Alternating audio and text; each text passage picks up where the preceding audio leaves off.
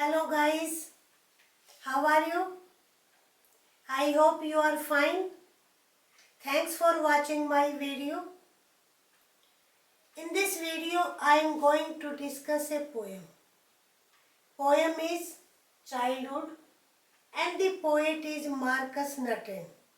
You have to remember the name, both name of the poem and name of the poet. This poem is prescribed in class 11 by CBSE. Childhood, जब भी हम childhood की बचपन की बात करते हैं तो दो चीज़ें हमारे दिमाग में आती हैं. Two things come in our mind, simplicity and innocence. सादगी और मासूमियत. First I am going to read aloud this stanza. When did my childhood go? Was it the day I ceased to be 11? Was it the time I realized that hell and heaven could not be found in geography and therefore couldn't be? Was that the day? Now you see, every stanza begins with question. When did my childhood go? ये question क्या बताता है? The poet is a bit puzzled, baffled, but he is trying to find the answer. First he says, when did he lose his childhood? यानी उसने अपना बचपन कब खोया? क्या उस दिन? I ceased to be 11. Ceased क्या होता है? To come to an end. यानी कि 11 साल का होके 12वां साल शुरू हो गया. क्या मेरा बचपन उस दिन खत्म हुआ? I lost my childhood that day when I was 12 years old. Was it the time I realized that, जब मैंने ये realize किया that hell and heaven could not be found in geography, कि स्वर्ग और नरक वो जियोग्राफी बुक में नहीं मिलेंगे. हेल नरक, हेवन स्वर्ग, and therefore could not be. It means he wants to say he felt that hell and heaven are not geographical place. They exist only in the mind of man. Therefore, we can't find these two places on the planet. ये planet पर नहीं मिलते हैं. अब हर scripture जो है कहता ना, तुम अच्छे काम करोगे स्वर्ग में जाओगे, बुरे काम करोगे नरक में जाओगे. तो ये कोई प्लेस नहीं है कि मैप के उस कॉर्नर में आपको स्वर्ग मिल जाएगा, उसमें नरक मिलेगा. कभी किसी ने देखा है? नहीं, हमने नहीं देखा है. इंसान चांद तक पहुंच गया है, मार्स तक जाने की तैयारी कर रहा है, लेकिन हेल एंड हेवन किसी ने देखा हो ऐसा नहीं है. किसी साइंटिस्ट ने नहीं देखा है. इसका मीनिंग क्या है कि ये कॉन्सेप्ट है, ये आइडियाज हैं जो इंसान के दिमाग में है. Every stanza begin with question. When did my childhood go? Was it the time I realized that adults were not all they seemed to be? They talked of love and preached of love, but did not act so lovingly. He says, I realized that adults have double standard. They are hypocrite. Hypocrite किसको कहते हैं? जब हम अपने आप को अच्छा दिखाने की कोशिश करें, that is hypocrite. He says adults have double standard.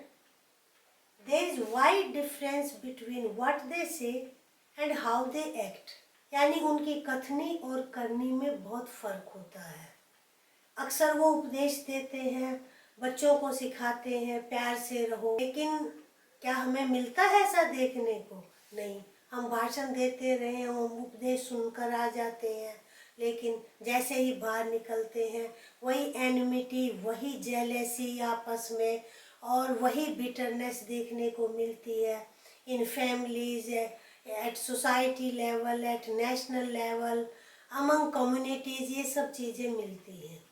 That's why the poet says कि क्या मेरा बचपन उस दिन खोया जिस दिन मैंने ये रियलाइज किया कि एडल्ट्स हैव डबल स्टैंडर्ड. इसका मीनिंग क्या है?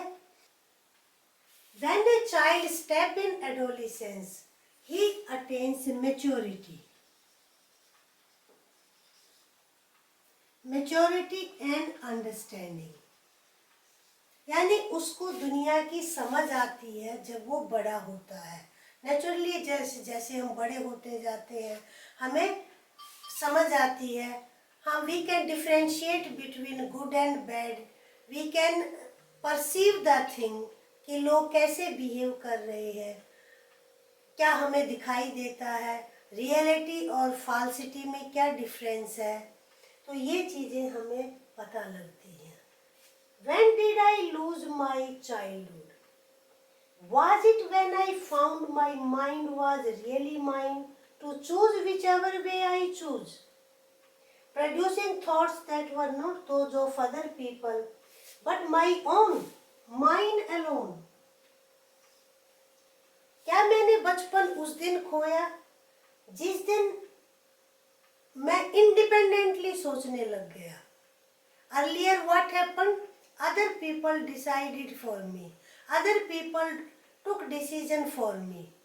But at a certain stage, I began to think independently.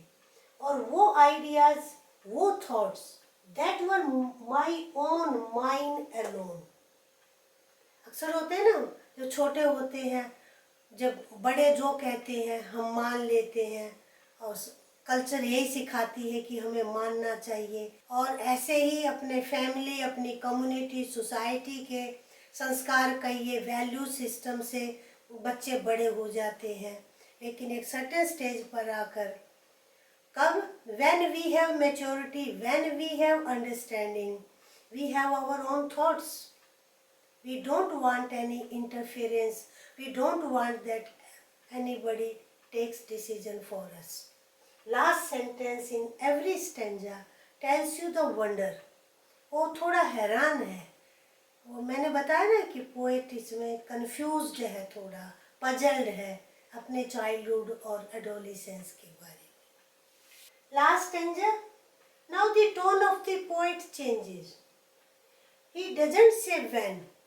He says where did my childhood go. ठीक है, उसने ये तो पता लगा लिया कि when, कि कब, लेकिन कहाँ पर गया बचपन. It went to some forgotten place. वो कुछ ऐसी जगह चला गया बचपन, छिप गया. That is hidden in infant's face. एक बच्चे के फेस में, चेहरे में बचपन जो है वो छिप गया. That's all I know. Poet कहता बस मैं इतना जानता हूँ. यहाँ इसका क्या मीनिंग है कि एक इन्फेंट की स्माइल, एक बच्चे का चेहरा, उसमें पॉसिबिलिटी छुपी होती हैं अंडरस्टैंडिंग की, मैच्योरिटी की. और वहीं से बच्चा जो है वो क्या करता है, ग्रो करता है. तो उसका जो बचपन है वो उसके फेस में छिप गया. And now he has grown, और वो बड़ा हो गया है. तो ये आपकी पोएम है चाइल्डहुड. फोर्थ स्टैंजा में अलग अलग कॉन्सेप्ट्स पर पोएट ने बात की है. अब सबसे पहले हम बात करेंगे थीम ऑफ द पोएम की. What is the theme of the poem? Process of growing up. यानी शारीरिक और मानसिक विकास की जो प्रक्रिया है वो इस पोएम का थीम है. जैसे कि बताया उसने कि कैसे उसने ग्रो किया और क्या चेंजेस आए, ये सब बताया. अब आपके इसमें बुक में क्वेश्चन है, देखिए. First question, you can open your book. Identify the stanza that talks of each of the following: individuality, rationalism, hypocrisy. Individuality कौन सा स्टेंजा शो करता है? When he says I begin to produce my own thoughts, मैं अपने विचार जो है वो प्रकट करने लग गया या मेरे दिमाग में इंडिपेंडेंट आइडियाज आने लगे। ये स्टेंजा शो करता है उसकी इंडिविजुअलिटी की।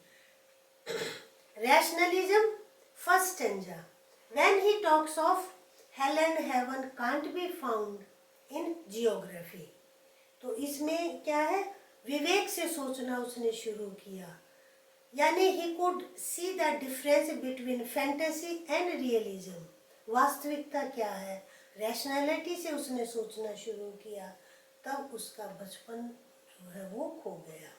Hypocrisy when he says about adults have double standard, तो ये उनकी हिपोक्रेसी को शो करता है। ये तो था आपका एक। सेकंड क्वेश्चन है, what according to the poem is involved in the process of growing up.